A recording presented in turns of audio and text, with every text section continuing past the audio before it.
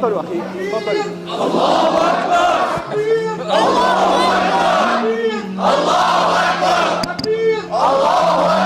بلال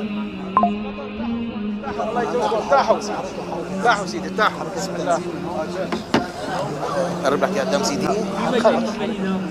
ابن ابو محمد معراوي سيدي، سيدنا ابو رحمه الله عليه. الله تفضل. الله يطمنك. الله يكرمك محمد يا سيدي. الله يكرمك.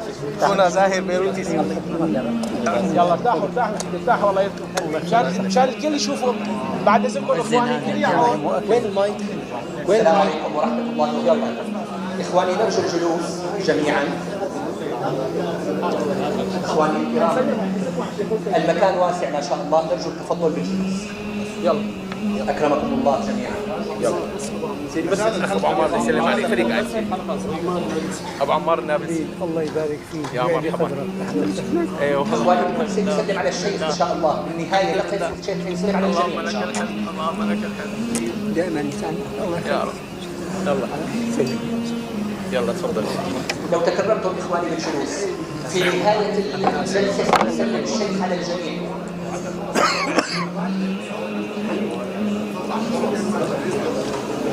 هلا الكل بيسلم عن كل شيء. سيسلم على الجميع في نهايه المجلس. يلا. بسم الله الرحمن الرحيم. الحمد لله رب العالمين، والصلاة والسلام على نبينا الأمين وعلى آله وأصحابه أجمعين. مشان الكل يشوف الشيخ. ارتاحوا سيدي مشان الإخوة اللي يشوفوا الشيخ. تفضل ارتاحوا سيدي. يا ربنا لك الحمد حتى ترضى، ولك الحمد إذا رضيت، ولك الحمد بعد الرضا. الحمد لله على كل بسمة استر عنها ثغر امرئ في مشارق الأرض ومغاربها، فرحا بزوال الطغاة واستبشارا بمستقبل أفضل لأهلنا ولبلادنا. الحمد لله على فرحة كل معتقل رأى النور بعد أن ظن أن ذلك من المستبعدات. الحمد لله على فرحة كل أم وكل أب التقيا بأبنائهما بعد طول الغياب. الحمد لله على فرحة كل طالب وكل تلميذ التقى بشيخنا وحبيب قلوبنا فضيلة الدكتور محمد رافع النابلسي حفظه. الحمد لله على نعمة الرضا التي أسبغها الله تعالى على الأرامل والأطفال واليتامى. الحمد لله أن الله موجود، وأن الله صدق وعده ونصر عبده وأعز جنده وهزم الأحزاب وحده. الحمد لله على نعمة الشهداء الذين لولا دماؤهم الزكية بعد فضل الله تعالى ما جلسنا اليوم هذا المجلس. فيا رب لكل شهيد يا رب قضى إليك في هذه السنوات، يا رب اجعل الفرحة تدخل على قلوبه الساعة تلك إن شاء الله، فرحين بما آتاهم ويستبشرون. اجعلهم يا رب من الفرحين المستبشرين، فهم أحياء عند ربهم يرزقون. أيها الإخوة الأحباب، أيها الإخوة الأكارم، عندما تتسع الفرحة تضيق العبارة، عندما تتسع الفرحة تضيق العبارة. وقد قالوا إن الكلام لفي الفؤاد، وإنما جعل اللسان على الفؤاد دليلا. وفي عيون كل منكم شوق يقرأ، وفي ابتسامة كل منكم كلمات طيبة تقرأ.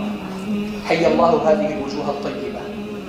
وشكرا لهذا الاجتماع الكريم أحبابنا الأكارم الأفاضل. أسأل الله تعالى العظيم أن يحفظكم بحفظه، وأن يكلأكم بكلمه، وأن يجعلكم من عباده الطيبين. المحروم طبعا كلكم عم تقولوا هلا هذا الشيخ بلال كمشى وطول، بس انا هيك التعليمات عندي الله يرحمه. شيخنا ما بدنا نحكم. الله يديمه يا رب ويبارك له بعمره. امين. فنحن بتعليماته ونطول بتعليماته، كله بتعليمات لا تخاف. قالوا المحروم من حرم بركة أهل زمانه، والشيخ راتب اللاليسي بركة من بركات هذا الزمان. اللهم لك الحمد. قضى حياته في الدعوة إلى الله تعالى أكثر من 50 سنة، ليس له هم إلا الدعوة إلى الله. والله ما علمت أنه يهتم لشيء إلا أن يدعو الناس إلى الله، فإذا حقق ما يريده من دعوته أصبحت الدنيا وراءه. ولما جاء عام 2011 ساوموه على موقفه كثيرا وأنا أشهد، وطلبوا منه كلمات، وقالوا له هذه الكلمات تحفظ بها دعوتنا، وتحفظ بها بقاءك في مسجدنا، وتحفظ بها ثانويتك الشرعية، وتحفظ بها معهد القرآن، فقلها. فأبى. كيف يقولها وهو الذي كان يعلم الناس يا رب ماذا فقد من وجدك وماذا وجد من فقد؟ كيف يقولها وهو كان يعلم الناس إذا وجدت الله فقد وجدت كل شيء، وإن فاتتك معرفة الله فقد فاتك كل شيء؟ فأبى أن يقولها ورفض. ساوموه كثيرا، ولما حار معهم ترك البلد، فعاد اليوم عزيزا مرفوع الرأس، حفظ الله له مسجده ومدرسته، وحفظ الله له المنبر، وحفظ الله له أحبابه وبنته. ومن يعتصم بالله فقد هدي إلى صراط مستقيم.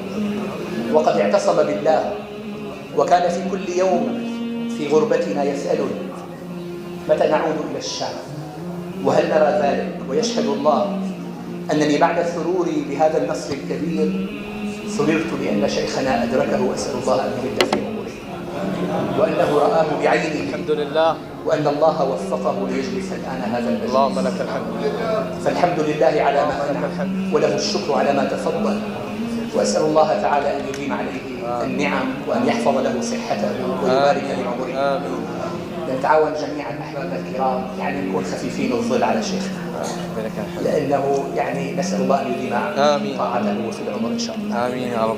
الله يخلينا، الله يبارك بعمره، وأن يعني قليلا من التنظيم حتى إن شاء الله نخرج كما دخلنا بكل سرور إن شاء الله تعالى بإذن الله.